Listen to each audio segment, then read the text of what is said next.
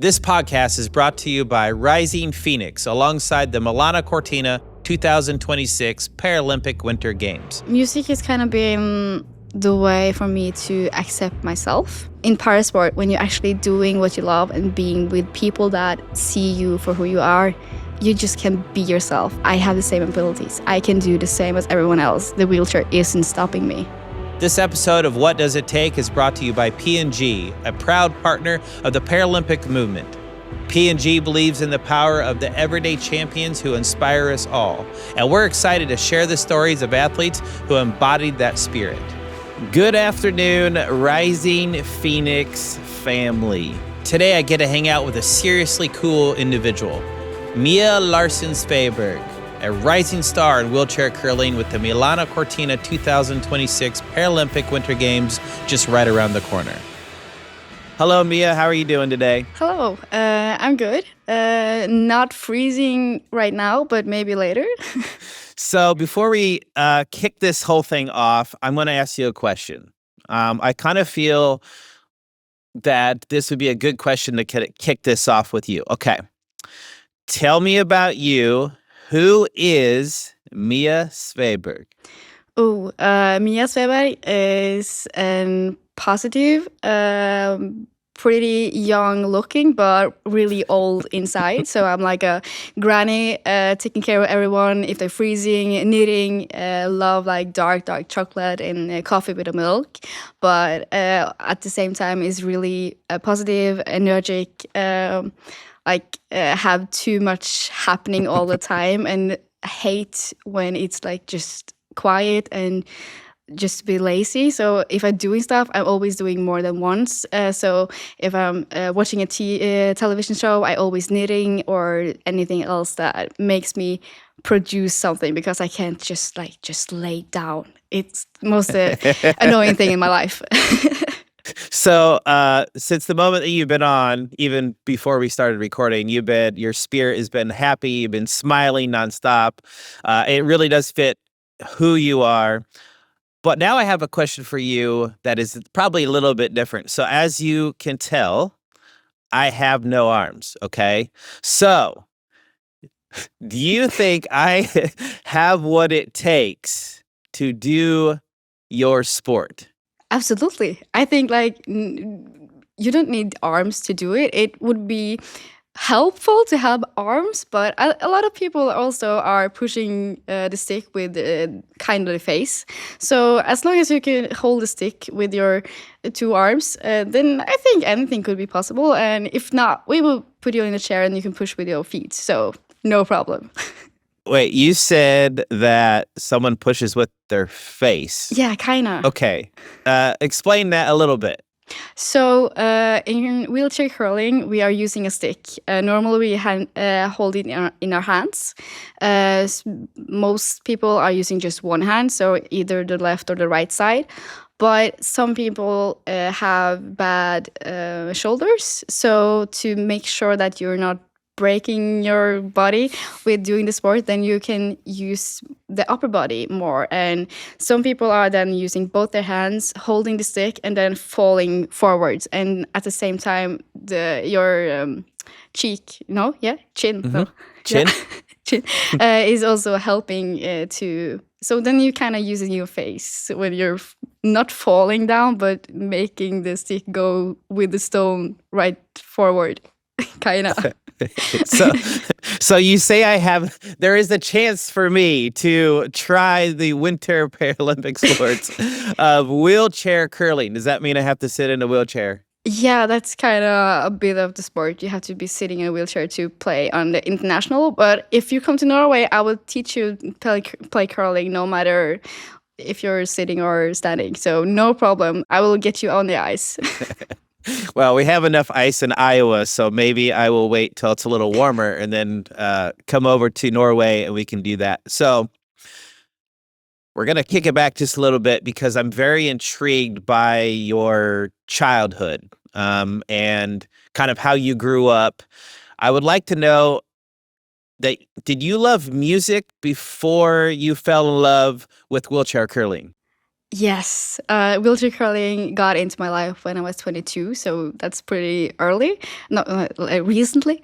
But I have heard that from about 1 years old, I was standing on the table dancing. And then my grandma knew that I have the rhythm in me. So yeah, music has always been a part of my life. You were on the table dancing. Isn't Yes. that a little dangerous? Well, I was just 1 years old, so it was most likely the only place I could get the spotlight of people watching me. Since if I would be standing on the floor, nobody would see me. So So I read that your dad was a huge influence on your life. yeah, I even read that your dad would take you to some, correct me if I'm wrong, protests. yeah. Okay, I need to know more about that. Tell me a little bit about what you remember from your dad taking you to the protest. Yeah, so my dad is deaf, so he has like always been a part of my life that I was pretty old before I kind of understood that he was deaf. Like I always knew he was deaf since we were talking sign language, but like in my brain, he's just my dad, just like everyone else. So it was like typical normal that we would go and do stuff, and everyone would be watching us. And there's a lot of things we couldn't do because my dad was deaf. So when you were younger, your dad he takes you to a disability rights protest. I need you to kind of elaborate on that just a little bit.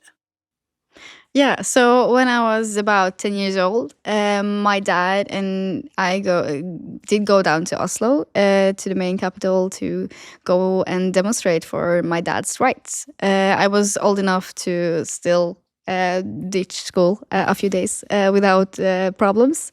And my aunt was there and my cousins, and we were going down. My father was in the lead with other uh, big people in the deaf community, and I was going behind there and just learning and having fun, not really knowing what I was doing, just joining in, having a time of my life, getting off school and seeing my dad on television afterwards, and seeing what my dad is working in, and as well as being there and not understanding. I think this is some of the parts that has been joining me throughout life and made me wanting to do more and not just be a part of society just how it is, but also try to change it and see everything my dad has done for his life and people that is deaf. I could do the same for that community, but also the community that I was joining into when I was about 17 years old and starting losing the part of my body that I used to have control over, and then starting to have the changeover from my life from a person not with a disability until a person with a wheelchair, and everyone was watching me and thinking that I couldn't do anything anymore. And then I kind of remembers how it felt like going on the demonstration for my dad's rights and taking that into my own life, and how can I make my own life and the other that comes after me having an easier life. Yeah.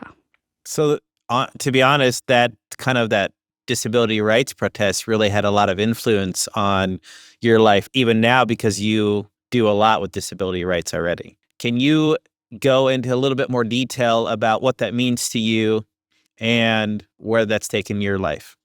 Yeah, so today I am the leader of Norwegian handicapped youth, and traveling around both in Norway and also in the Scandinavian countries, and talking about disabilities rights, and just trying to make people aware that we're living here and that we want to be just as big as part as everyone else. Just because I have a wheelchair today doesn't mean that I have changed since I were able to walk. I'm still the same person. I have still the same mind, or kind of stronger mind now than I used to have. So just to be a part of the society, just as my brothers and everyone else. That's what I want to, and that's what I'm working on. And my trip with my dad when I was like 10 years old in Oslo to demonstrate started actually my journey to understand that this is a part of life. This is what I actually have to do to make people see that I have the same rights and the same abilities as everyone else. So today I have climbed up the stairs and sitting both in the handicap youth organization as leader, and also I have taken my strength into the sport. So I'm sitting in the Norwegian sport board. In Norway, we have the same for able body with and para sports, and yeah, every sport in Norway is just one whole big family. So it's great to be a part of that and just being there with all the things that I have learned from the organization works, but also being a part that's changing Norway, to changing how we see on people and seeing the strength in each other instead of seeing how we look, seeing what we look like. And that's just a part of who I am. And I can't just sit on the sideline just to see the society goes forward with no change. I have to be there, and I know how hard it is. I had a really hard start in school when I started the university, and the teacher was looking at me in a wheelchair and thinking, I can't study music because we have dance class one semester. And like, why is that a problem? And I had to be there to make them understand that I have the same abilities. I can do the same as everyone else. The wheelchair isn't stopping me. That's extremely powerful that you're using your platform as a athlete to bring disability awareness to not just Norway, but to the whole world. Like, you know, you're on the spotlight now where everybody in the world is watching you, and you're not wasting that. And that's amazing. I wish there's a lot of people I wish would do a lot of that too, because what that would do is just bring the awareness of what we're trying to get across to the world, of what people can do with disabilities, and just make that even more powerful. I'm interested about the sign language thing, and the reason why I am is because my kids grew up just thinking that having me with no arms was normal. So did you think like your dad using sign language was normal? Did it take you a while to kind of learn how to understand it? Did you have to go to school for it? Or was it just something that you just kind of picked up rather quickly?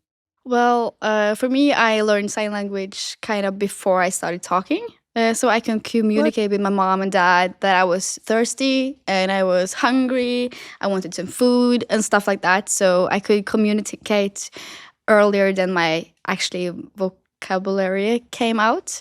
But my brothers, they have not the same ability. So it's typical when you are siblings, the older one, and especially the women, are the ones that learning sign language first, and then the younger siblings are just like going after you and getting the older siblings to translate or help.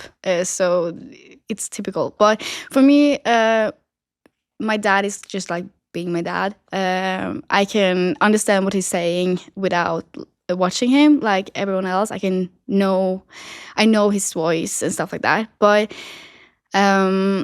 I figured out when I was older and other people were interesting about how to communicate with my dad, how to say thank you for the ride or thank you for dinner or stuff like that. Then I understood a little bit about that my dad is different. But for the same time, it wasn't that weird because my community was like that. My dad was everywhere and we were traveling. So every year from I was 3 years old until I was 15, we go a place in Norway where my dad was on course and I was in school. So I was just together with other children in the same year, that was same old as me. And yeah, we were together and just like children of deaf adults. That's just who we are, and that's what we call as well coda or coda. So yeah. My mind is completely like exploded right now. And the reason it has exploded is because you learned sign language before you could talk. Yeah. And so You got to give me an example of that, because is it like where they show you like a fork and then they give you like they show you with their hand what the fork means and then that's how you picked it up? Yeah, like it's kind of when you're thinking about learning another language, you heard the word and most likely you're showing the subject or what you're trying to say in that language, and then you're trying to understand what it means. So for me, when my mom said or my dad always said, "Are you hungry?" they would show me the sign for hungry every time they asked me if I was hungry. Do you think it's possible for you to teach me right now how to do the sign language for I'm thirsty? Thirsty is just like in Norwegian then, because sign language is not the same in every country. So it's just going down your throat with your arm. So Yeah. kind of like this. Yeah, like, kind of so, like that. So, okay. And try to have your like cheek up. Then it's easier to understand it's thirsty and just not scratching your. I just learned a new word now in sign language, which I think is amazing. Thank you for teaching me that. I also realized during a conversation that while you were learning all this, you also had a disability. And if I'm correct, it's a hypermobility syndrome. Yeah. Could you explain to me what that is? Basically, my joints can go everywhere you normally don't want it to go. So when you feel like your body's stopping, mine doesn't. Mine just goes the same way, just even further. I get my joints out of place easily. So I was running orientation when I was younger. I always tripped, and my ankle would just, I don't know what's called when you're Like fall out of socket or sprain? yeah, sprain. Yeah, all the time. And normally you would be swollen up and having a lot of pain. I would stop swelling up, but still have a lot of pain. But my normal way of walking would be just looser and looser and looser. So in the end, I can stand on my on the top of my foot, just all the way around. So it looks pretty weird, but at the same time, for me, it's normal. But if it's do the same in a speed, then I would be hurting. So I would always trip when I was playing soccer, football, when I was younger. And yeah, then I started having problems with my ankles, and then goes up to my knee and my hips. So right now, everything just falling out of place if I try to walk or lay on the couch in the wrong direction. So if I have straight legs, my hip will just fall out of place. When I was 17 years old, I got the diagnosis, and then I learned that if I pick up a glass, I would be using 3 more times of power to do it, because I have to stabilize my own body before I actually do the work of picking up the glass. But as I got older, it was harder and harder to stabilize my body, and then the problems came, and then the pain came, and it took a lot of years to actually got diagnosed, because my people around thought that I was just faking it, and I would be training more, and like, you have to just stabilize body and then it goes away. But it never did. And then we figure out that this is something you're born with. This is something you can't just get away. You have to learn how to stabilize your body to be the best you can. So I got in high school, I never got to have PE, the gym. Nope. You didn't get to have PE? No. Oh, no. And your heart was probably into PE, wasn't it? Yes. Like, I could tell you're very active, and the way you, like, so how did that affect you? Because that kind of probably, you got diagnosed with that kind of in the key moments of high school, when everybody, you said earlier you were into gymnastics and you played football or soccer. I was a really active child. I was doing every sport you could imagine. As long as it was a sport, I was there. Cross country, skiing, football, dance, yeah, anything. But when I suddenly had problems with my body, I have to stop doing one after one after one activity. So orientation was the last sport that I was losing, because that was supposed to be good for the stability for my feet. But when I suddenly have to stop with everything, and then my teacher said that it's easier for us if you just don't have PE, because it's too hard to make it able for you to join. You could sit on the sideline and just join in when you feel like it, but you're not gonna get the grade. And that was on the time when it was just easier for the teachers to do that. And now today, I'm working really hard for youth today to not have the same experience.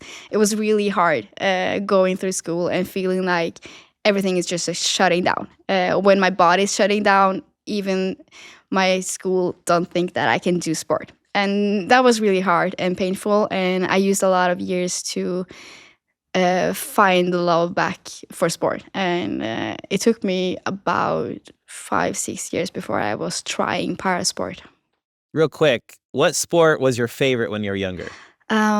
It has to be orientation, because it was a family sport. I was doing it, my mom was doing it, my grandpa, so like everyone, and my brothers and family. For you, sport orientation, it wasn't just the outlet of you being able to go exercise. It literally was a family event. It Yeah. was a memory of yours and a time of yours where you got to just go experience all this stuff with your family, and it wasn't just sport. So you realize that all that is kind of being taken away because of your disability, and you start to, you take some time to kind of fall back in love with sport. So that leads us up to what you're doing now and your introduction into wheelchair curling in, was it 2020? I grew up with my dad watching curling, but I never watched it myself. He was jumping around in the living room when Norway finally won and stuff like that. But I wouldn't understand it because I wasn't that interested in it. Because where I'm from a little town. So the closest curling alley would be 1.5, almost 2 hour drive. So it wasn't something we were doing. So for me, curling just happened. I was finally figure out that parasport was something I could do. I could find people doing sport and find something I could be good at. I was never good at sport before, so it was just like for fun, as it should be. And then I got a question if I wanted to join in curling, because now it's a youth group that has started, and that would be perfect for me to try out. Not saying that I would be there, but just to try it out. So I went there. I had my mom with me, drove, and on the first day it was a competition, and I'm a sucker for competition. I am really bad if I go at the competition. I can't just have a fun. I have to do everything I can to just beat everyone or just suck at it, just how it is. You have to win. Yeah, I will try to, but yeah. So I went there and it went really good. I won, so I had to come back the next week just to try if this was something I was good at or if it just happened that day and that I don't have to come back again. And I was not bad, so I just kept on coming every week. And at the same time, it is Corona time, so Norway is kind of shut down. But here in the area, they open up for people with disability to do sport because they see that not just kids need to be physical active, and in Norway, only people underneath 20 years old was able to be doing sport, but people with disability were also allowed to do it. So that was the only place I could do anything except from being home. So it was easier to just wanted to go to the curling alley to play curling and not just stay home when it was lockdown. So I just went back. We're doing this for a few months, and then I started getting okay in the game, and I suddenly got on the national team. And then there was the Paralympics in 22, and here I am. I can't just go home. I was just coming to play curling for the fun of it, and it was a activity I could actually train and compete against my mom and other able-bodied people, and that's why I joined in. But when I figured out it was a sport that I could compete in, I had to try again my competition. Yeah, so then I just had to try to be the best I could, and since it is a Paralympic sport, it's really fun that I could be good at it because I don't think I could be good at any other sports really. So I was thinking about this when I was preparing to have a conversation with you.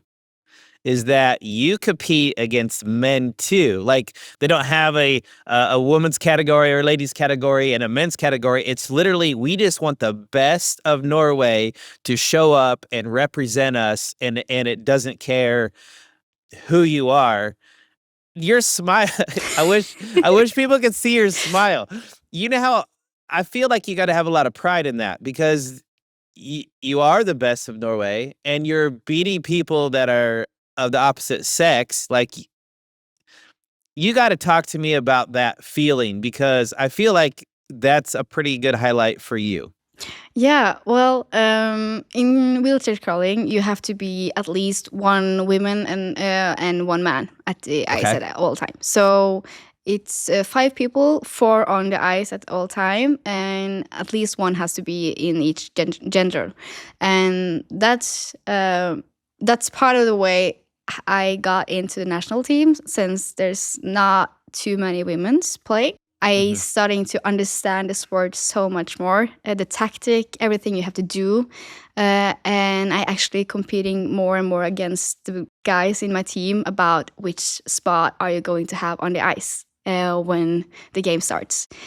Before it was like naturally the guys, and then the women were just playing number one as a feeling of the first player is putting the 2 first stones.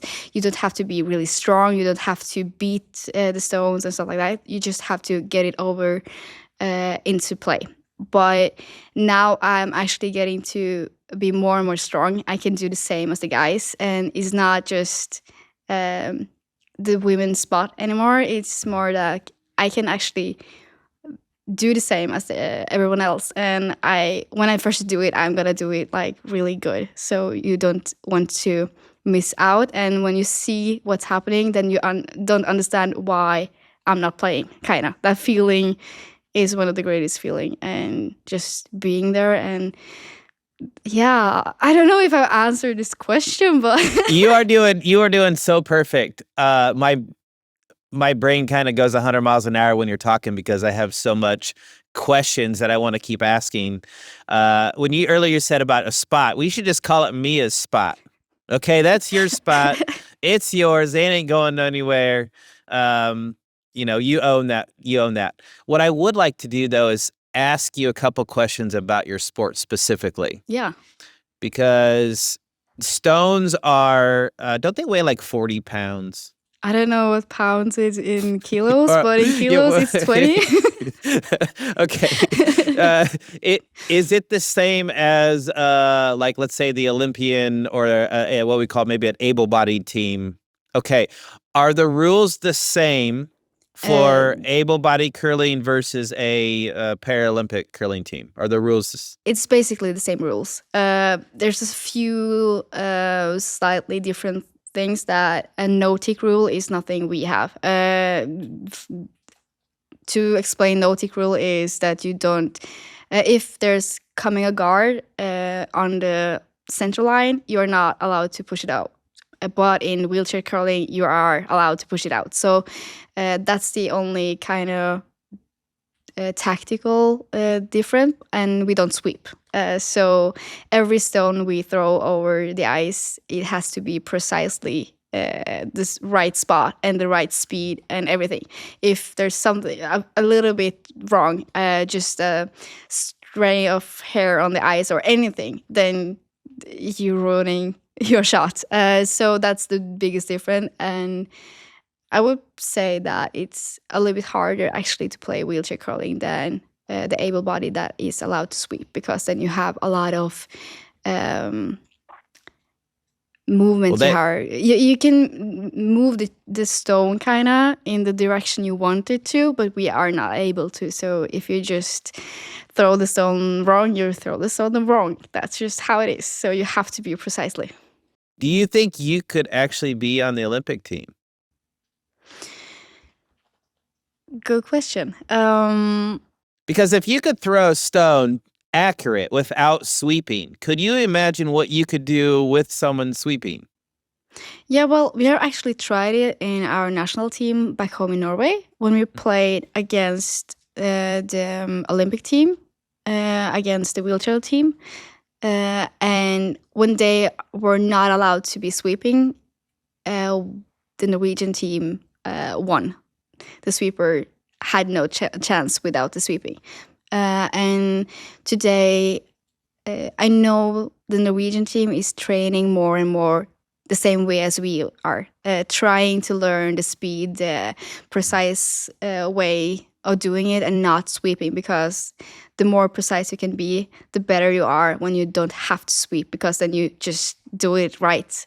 So if we were being allowed to be on the Olympics team together, I think actually we would be better with some wheelchair users together because of the precising, and then the sweepers could, yeah, join in and help with a little bit out or yeah, you are kind of, but yeah, no, but it's hard to answer. But it would be fun to actually try it out and see what would happen to the sport if we could collaborate and just not be parasport like wheelchair curling and sweepers, but together, and see what would happen.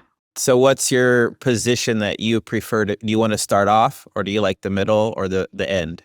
I am most comfortable playing the lead because then you can have a little bit, if you're a little bit out of place, it's not that big of a deal. But at the same time, it's much more fun to be the last one, because then you can just really do the not the shot that wins it all. Yes, and it's like really awful feeling in the stomach at the same time as it is really good when you actually do it. So home, I play a lot of third or fourth, but in the national team, I normally play the lead or second. So you most likely see me there, but inside, I really want to be the fourth one. And I think everyone just wants to be the one that's throwing the last stone that makes you win the game. So we are going to move on to the next section of questions that I would love to ask you, because I would like to kind of get more into depth of really what it takes for you to get to where you're at, getting ready for the up and coming games, even the games that you had before. So I understand, and we talked a little bit about this earlier, that, you know, your dad was a big influence in your younger years, but what about like through your journey? Because now you've found this sport you can chase. What kind of influence has your dad and your family been? my dad has been always there to show me that I could do anything I want to. And as well, I could see up to him and watch him do anything he wants to. So there's never been like a feeling of I can't do anything except from school then. But in my family, I feel like I can do anything I want to because it's just how it is. And when I started curling, it always been great to have my teammate Gerarne. He has been the one that was teaching me everything, and at the same time, he is my teammate.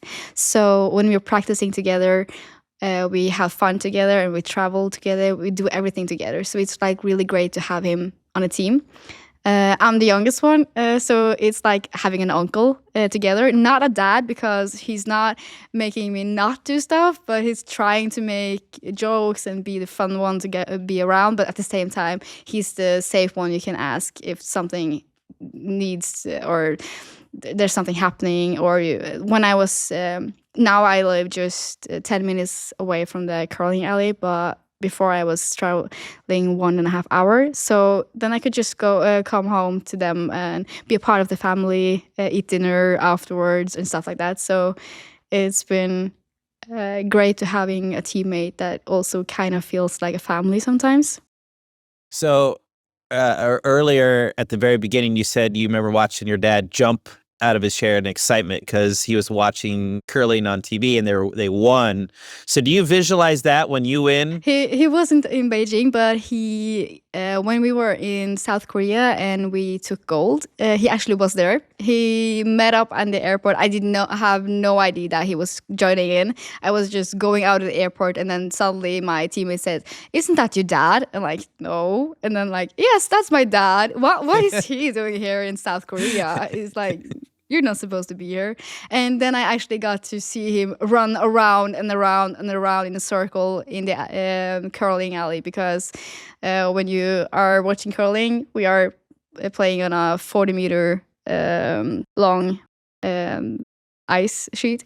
So it's kind of hard sometimes to see what's happening on the other side. So for him to see the other side, he was running around the ice rink. So then I could see him like, where's my dad? No, it's not there. Oh no, he's there. And like, he was just like running everywhere and cheering on it. And yeah, he was just like, he was happy. Yeah, he was happy and running around with a Norwegian flag on his back. So it was not hard to see him either. I could just visualize him running on, and just, I mean, you got to feel proud about that. Yeah. Do you feel like if you didn't have music, would you would you think you still would have found the Paralympics at some point in your life? I don't know. Music has kind of been the way for me to accept myself. It's been the way that I could have expressed myself when my body was just like shutting down. Music was helping me to put words in what was happening.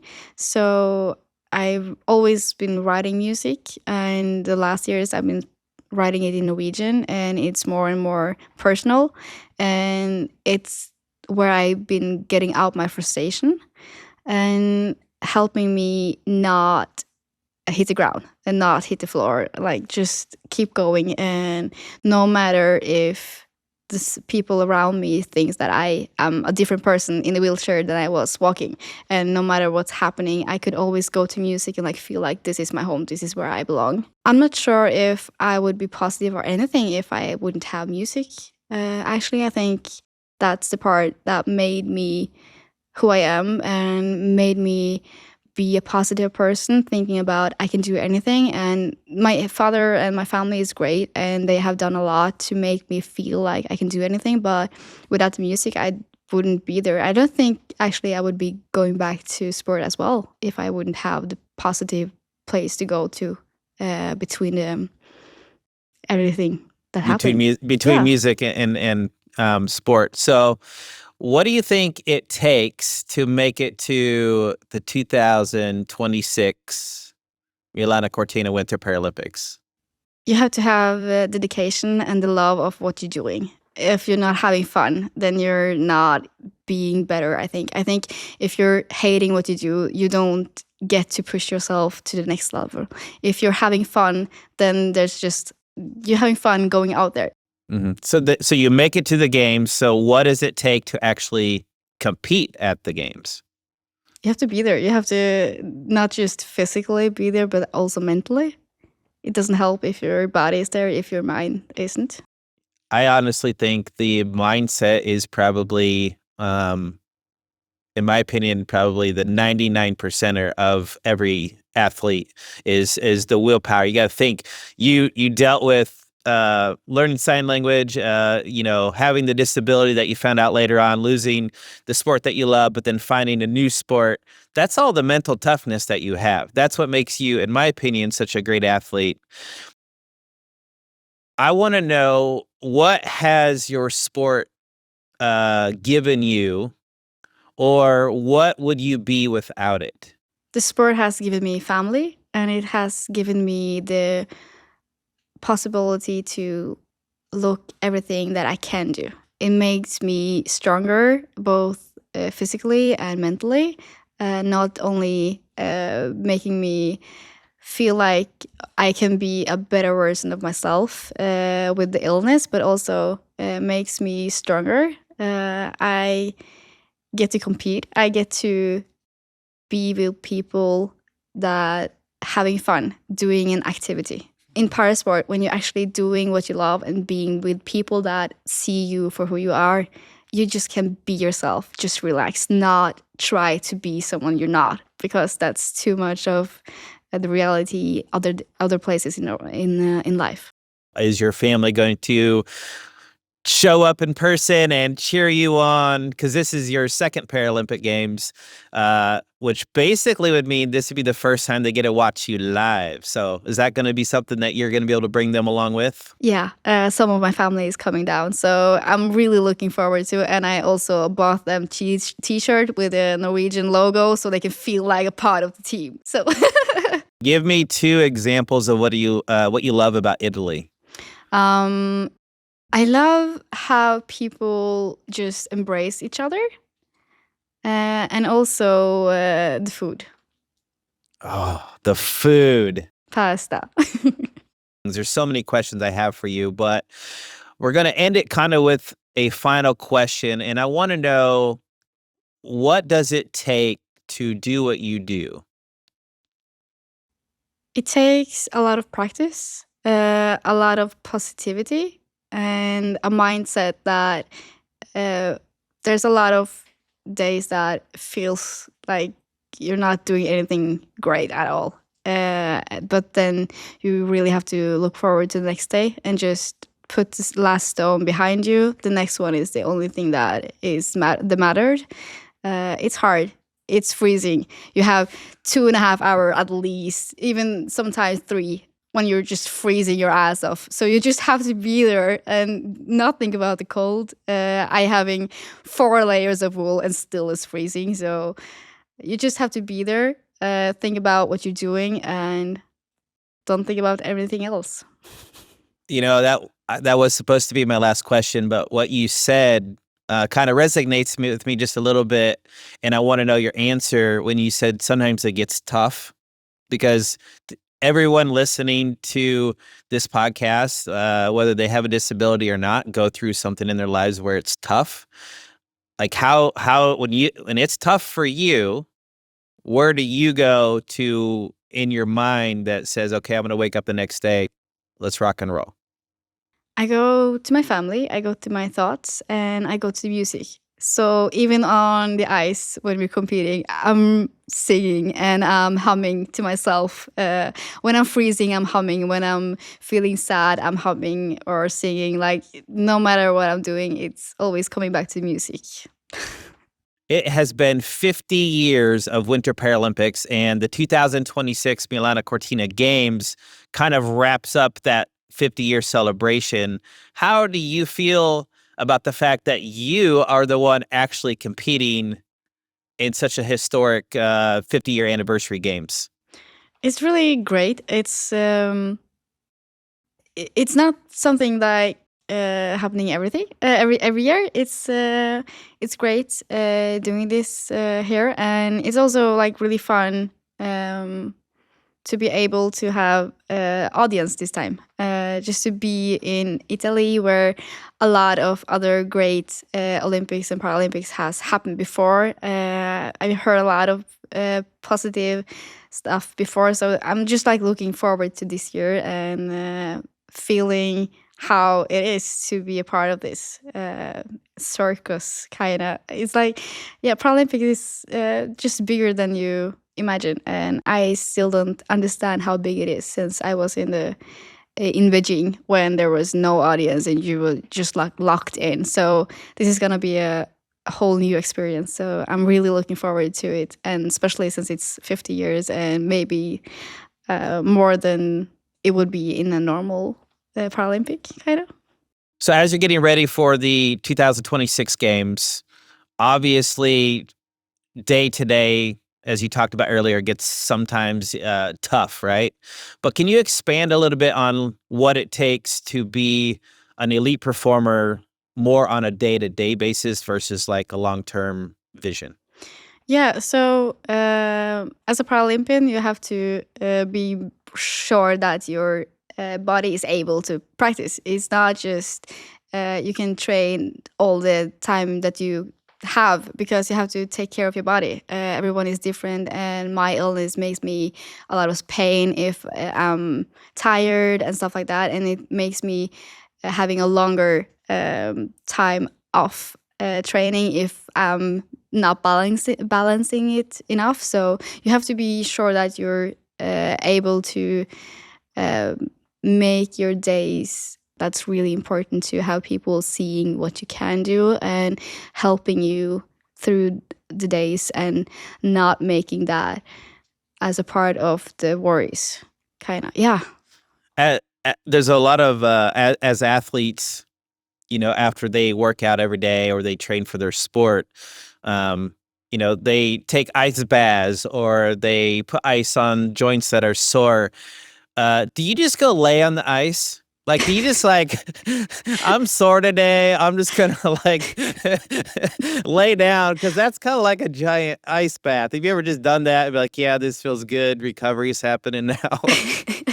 No, I never lay down on the ice. I almost just have my hand touch the ice. I don't think if I try to go down on the ice, I would ever get up again, because it's so slippery. And yeah, but it sounds like a good plan for doing in the end of the year, when you're taking the ice and doesn't have to think about if the ice is getting wrecked if you're laying down. Yeah. So when you win gold in Milan-Cortina, are you going to do a snow angel? Yeah, I have to try to do that. I think it's gonna just be wings and not the skirts. So listen, I know that you love to compete, and I want to play a game with every athlete that comes on this show. We're going to do a quick fire questions. I'm going to ask you some questions, and there's no wrong answers. We're looking for fast answers, no hesitations. Don't overthink it. We call the game Zero Chill. Okay? Okay. So do you think you're ready? No, but okay. Okay. All right. This is Zero Chill with Mia Sveberg. One part of Italy you're excited to see. Cortina. One Italian food you can't wait to eat. Pasta. Espresso or cappuccino? Cappuccino. Spaghetti, linguine, or tortellini? Linguine. One thing viewers will love about wheelchair curling? Funny faces. The toughest thing about your training? Mentally being there all the time. If you could find some time during the Paralympics and get a chance to watch another Paralympic winter sport, which one are you choosing? Downhill. One thing you do to relax? Knit. Your hype song before you start your game? A ballad. All right. One word. What do the Winter Paralympics mean to you? Everything. Finally, what does it take to be your best? Have fun. It has been amazing to have you on the show. Looking behind you, I can kind of see where you practice, and thank you for taking the time out to come and hang out with me in Iowa, even though you're not in Iowa. And I definitely appreciate your time a lot, and I hope you all the best. I hope you go out and enjoy everything you can with your family in Italy and take in everything that Milano-Cortina has to offer. And of course, win a golden medal. It's been an honor and a pleasure to have you on. I hope that you do the best that you can do at the games and you bring home that gold medal. And thank you again for being on my show.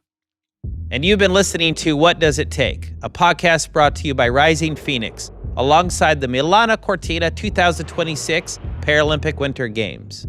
If you like what you've listened to and want to know more about Rising Phoenix, check out the details in our show notes. This is a Harder Than You Think production. This episode is about overcoming barriers and competing without compromise, presented in partnership with Tampax.